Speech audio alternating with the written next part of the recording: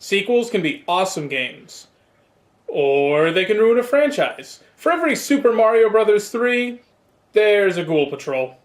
For comparison's sake, let's use Crackdown 2 as what not to do with your superhero sandbox game. The core game remains unchanged, which is actually good since the gameplay was the best part. But they tried to mix it up with the missions and just added some that were actually worse than the original. Plus they added some superhuman freaks just to go on top of all the other enemies you have to normally defeat. Now let's take a look at inFAMOUS 2 and see if they... Disable a few TV dishes around there and I should be able to hack the feed. This looks promising.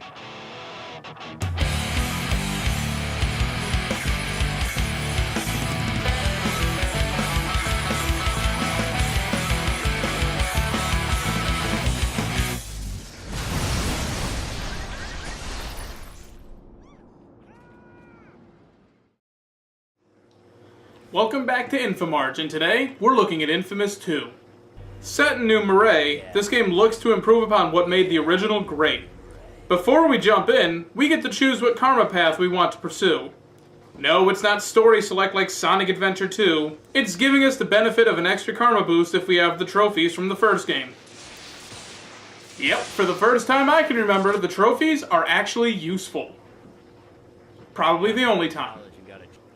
After a little backstory, we find our heroes waiting on a boat, headed for... Are we playing as new characters? No, this is still Zeke and Cole. Zeke is apparently blonde now, and Cole... Well, apparently the upgraded graphics and the new voice actor finally made him resemble what Sucker Punch really envisioned with his character. Jason Statham. Before the ship sets sail, Empire City is attacked by... the Beast? Alright, I mean, I've played short games before, but this is kind of ridiculous. No, this is just your tutorial. The controls are the same as the last game, you just haven't retained all of your powers because they replaced a few. At least they let you start off able to grind power lines with the static thrusters. But sadly, you can't get the upgrade that lets you charge as you grind. So that sucks. Mind you, that'll be the only thing the first game did better. So despite your best efforts, the beast simply takes it, then knocks you out. Somehow you survive floating in the water? Whatever. You make it to New Marais. Well, almost. You have to clear out the militia, your main enemies in the game. And already we have our first karma choice. Either get the generator running, or overload it, killing the people living here as well as the enemies. Once all of the militia here are dealt with, and after a cool platforming section, the boat can dock. Now you and Quo have to find Wolf, who is going to help you gain more powers. And seeing as we're only a half hour into the game, you can imagine how well that goes. You do get your hands on a blast core, but before you can do anything with it, you need to race across town to save Wolf. Free him from the wreckage, and Cole will use the blast core, which gives him a new power. After a power nap... Oh, Quo was chasing down the guys who took Wolf? Well, let me just know how that... Well, I'm glad you're making progress, Cole, because I'm not. I lost the trail on Wolf, and the clock is ticking. Yeah. So the game throws some tutorial missions at you, showing you that the dead drops are no longer satellites. They're pigeons. God, does it feel a little GTA in here to anyone else? Then it introduces you to crimes to stop. I don't think crime is the right phrase, but that's what they call murdering a civilian for a blast shard, so whatever. Now we're going to watch a speech by Bertrand, a man so crazy that not only does he preach the genocide of conduits, he leaves the house with this haircut. But soon we're attacked by these monsters, whose origins are revealed a little later. Deal with them and chase down Bertrand's limo. Alright, well, chases suck, but at least there's not a helicopter. Oh, god damn it. Now we have to fight a chopper, which can be tough until you realize you can throw its own missiles back at it. After a mission introducing us to bomb crimes, we have to stalk one of Bertrand's men. It's similar to those courier missions from the first game, but way less frustrating, and this is the only time you have to do it. Now to clear the road for Quo. First group down, now we take... out... What the hell is this? Yep, here's our first Super Freak. Oh, but don't worry. They get bigger. Stick him with grenades, and now we're escorting the truck. I'm really good at this game. Now it's scripted, and now Wolf is dead, and Quo is kidnapped. Don't know how they lost the human light bulb, though. Maybe they were the guys behind the turrets in the first game. Well, it's okay. Zeke thinks he found out where they took Quo. Check these shacks and... Oh, hello, sexy Nightcrawler. This is Nyx, and I feel like the naming department took this game off. She wants your help disrupting a militia rally by burning their banners, which are apparently oil magnets because I'm pretty sure you missed all 4 times. Now light them up and take out the rally. As your reward, she gives you a new blast core, which gives you a tornado. Now, you choose your next mission based on your karma. If you're good, you free these cops and lead the charge on the compound. If you're evil, you escort this trolley full of explosives to the compound and blow up the building. Either way, it ends with you saving Quo and releasing these guys. And now we just make it back to the truck. To the truck. To the... Why the hell did you put her down 50 yards away, Cole? Now to power up the other half of the first island. These are cool, but I miss the substations. Next, you save this girl and you bring her back to your uncle. Oh, don't worry. This whole sacrifice thing is explained never. But now they tell us to run because we're attacked by... Holy crap. Grenades to your face! Well, LaRoche likes us now, so... Yay? Meet with Quo at the cemetery. Oh, I see. She's depressed and... Yeah. And she's dressed up like a superhero. Cole, don't hate. You're just jealous you didn't think of it first. Kill the militia and monsters and get a new blast core, which improves your thrusters and gives you your precision mode back. And now you can jump on cars. And now on to the worst mission from both games combined. Help Nyx clear the mansion and get on a boat. Next, clear out the militia in the swamp. But be quick because the boat's not going to stop. Then, you have to kill the monsters that jump on the ship. Sounds simple, but it's so annoying. But now we find out that another ray sphere was activated, giving Nyx her powers, but the one who activated it was Bertrand. What a hypocrite. There's a Catholic church joke here somewhere, but I'm not going anywhere near that. Leave it in the comments below. Doesn't matter, now we get to make another karma decision. We need the rebels' help to infiltrate the fortress to get our hands on this transfer power thingy. We can either hijack some medical supplies from the militia and give it to them, or Nyx can pose as part of the militia and kill some of them, allowing me to swoop in and be the hero. Either way, it's time to storm in. This part can be tricky, but as long as you're patient and kill all the enemies in each area, you should be okay. But as we've established, I'm not patient. Leroy Jenkins, eat your heart out. Once we get our hands on the transfer device, we get to choose who to swap powers with. And to be honest, they both suck. I think going with Nyx is the better option, but if you're on the good playthrough, it's a waste of time. Turns out that somehow in all of this, Bertrand managed to hide in the building right across the street. And in one last-ditch effort, Cole... That has to be the greatest throw in the history of ever. When you wake up, you track down the helicopter, and then you... What the crap is this? You've probably pieced this together, but after you defeat it, you find out it's Bertrand. Every other conduit gets an elemental power, but Bertrand? Giant Godzilla monster. Moving on to the second island, we first power up Floodtown. Alright, look, I know this is based on New Orleans, and I'm pretty sure there were still parts of it flooded by the time this game was made. There might even still be parts flooded now. But something about this just makes me feel uncomfortable. I don't think it's done in bad taste or anything, I think it's just me. But, that said, this is one of my favorite areas in the game. We use these beams Zeke invented to wipe out some of the monsters, then we throw this cap around to put out some oil fires. And now we get a new blast core, and a new ability. missiles, which is just a replacement for the hammer. Oh. Although, what I like from here on out is that whenever Cole absorbs a blast core, it just kind of happens in the background and everyone continues their conversations. It's funny that him becoming more powerful and almost the savior of the Earth has become about as interesting to these guys as him going to take a piss. Now it's time for another karma decision. Heading to the rail yard, you either expose Bertrand with a camera to reveal that he's the one creating the swamp monsters, or you can accompany Nyx to help her domesticate them as her own. She's going to do that either way, so I guess it doesn't matter what we pick.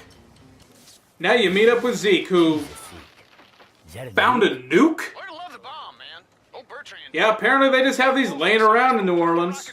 Okay, well, accompany the truck to these oil rigs, which are identical to the ones in the first game. Oh, great. No pressure there. That's a weird asset to hang on to, but okay.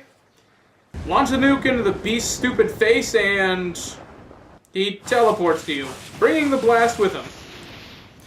It's okay. This Mack truck manages to outrun a nuclear blast. Now it's time to power up the gas works, which is the final area of the game. And at the end, Bertrand traps you. Oh, you sly son of a... Oh, hi, Zeke. Not at all who I expected to save me. And he hooks us up with some intel on the next blast core. Search through a few warehouses and you come across it in a safe, along with a briefcase that reveals Bertrand's plans. He's going to sell the conduits to the highest bidders across the world, and in the process, make himself out to be a martyr. Oh, well, that sucks, but first, I gotta go do the greatest mission of all time. No, I'm serious. I love this mission. Cole and Zeke kick back, turn their phones off, and watch a movie and have a couple of beers. A moment of calm before the climax begins. It's so good that I forgot about the power that I got from the blast core, which is unfortunate because it's basically better than that sprint button I wanted from the last game. Now we have to sink a few boats full of conduits, which leads us to meet up with... John? What's up with the... and the red eyes and the... Oh, I see where this is going. Yep, turns out he is the beast. And this whole time he's been turning conduits to save them. But before we can deal with that, we have our final showdown with Bertrand. This part is pretty epic and theming, but you basically spend half the time waiting for him to expose his weak points so you can move on. But now we have to chase this guy down to get the final blast core, which again, would have been easier if I remembered the tether. Climb to the top of the ice tower where you find it had been frozen in ice at the top. Somehow. Turn on the exhaust and it falls to the ground. Clear out the enemies and you're ready to power up for the last time. And what power do you get from this blast core? Why, you get your freaking lightning storm back. That's right. As you finally power up the RFI, it starts to drain the life force from you, Nyx, and Quo. After Zeke knocks it out of your hands, you're faced with your final decision. Activate the RFI anyways, which will kill the beast, as well as every other conduit in the world. Which, I guess it means finally getting rid of Alden and Sasha. Except that some of the conduits survive the blast, which is how Second Son happened, so I guess we'll never know what the hell happened to them. Doing this, you have to fight off Quo and John, and Nyx ends up sacrificing herself. But finally, you activate the RFI, killing all the conduits and curing the plague. Now, this is what's considered to be the canonical ending, so let's see how the other half lives. Well, it starts with Nyx stealing the RFI and Zeke promising to kill you. Well, I'm already not liking this. Now you float alongside John. I'm not 100% sure I even have to do anything, but now we're attacked by Nyx. Beat her up, then float on. Kill some boats, then get attacked by Nyx again. This eventually ends atop the cathedral, where you, very brutally, kill her. But then Zeke shows up, and you slowly, painfully have to kill him as well. And then John shows up, and makes you the beast. And then you go and massacre everyone to make more conduits. But that was inFAMOUS 2, and holy crap, that might be one of the best sequels I've ever played. The gameplay is still relatively the same, with a few new powers replacing a few old ones, and a revamped upgrade system. The graphics are like night and day. It looks great, and it really pops with color like New Orleans should. And New Marais is great. The 4 areas feel different, and there are a few landmarks and sights to see, plus random crimes to stop, so exploring is actually fun. But for me, the best part of the game, as well as the biggest improvement over the original, is the characters and their relationships with each other. No one is one-dimensional, and everybody is actually interesting. At least all the main characters. Zeke is just trying to redeem himself for all the wrongs he did in the first game, knowing that the plague would take him soon. Nyx is a woman scorned, doing whatever she needs to do to take down the people responsible for taking her life, even at the end, choosing the good path, because it happens to be her desire. Quo is confused and tries to do good, but ultimately the fear of death leads her astray. Bertrand is trying to make himself a savior, but he genuinely believes it's the right thing to do. Even LaRoche has a personality to him, and he goes from hating conduits to appreciating and accepting them. Unless you're evil, then he just hates you more. But let's go back to Zeke for a second, shall we? In the first game, I hated him. He annoyed me. In inFAMOUS 2, he might have become one of my favorite characters of all time. He thinks things through, goes undercover, even saves Cole's ass a couple of times, and is genuinely just a loyal friend, trying to redeem himself for basically getting Trish killed. And, in my opinion, he achieves that. And then some. Which is what makes that evil ending so painful. I mean, you have to slowly kill your best friend, someone who you shared some of your best moments with. That sucks. But even with all the good I'm talking about the game, there are still a couple things that are off. Most importantly is the karma system, which is still flawed. If you play the game once and play the good path, you won't notice it. But playing it twice, you realize it's the same game with a couple of new missions. Kicking back and having a couple beers with Zeke makes sense when you're on the good path, but if you just slaughtered 30 innocent civilians with an ionic storm, yeah, it's flawed. I wish they do a system that's a little more dynamic, but they can only do so much. I know that it can be interpreted as you are not your decisions, but I hope they do something different with Second Son, especially since this is a game series that promotes at least 2 playthroughs. But despite that, this game is still amazing. I'd go so far as to put it in my top 10 or 15 games of all time. And apparently a lot of other people loved it as well, because next week, we go back to New Marais and fight vampires in inFAMOUS Festival of Blood. God, I hope we get to punch those Twilight f***s in the face. But I know we don't.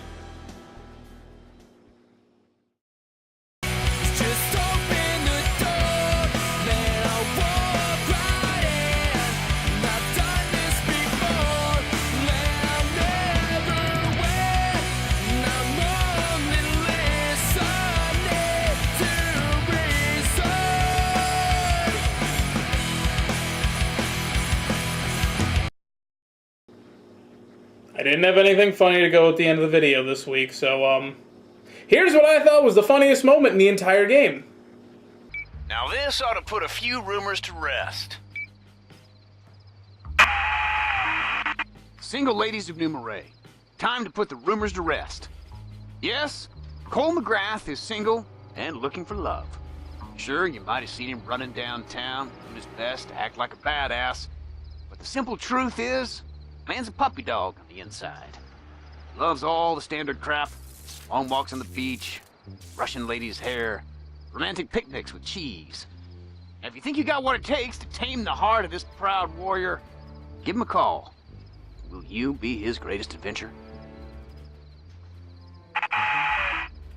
Zeke, you bastard.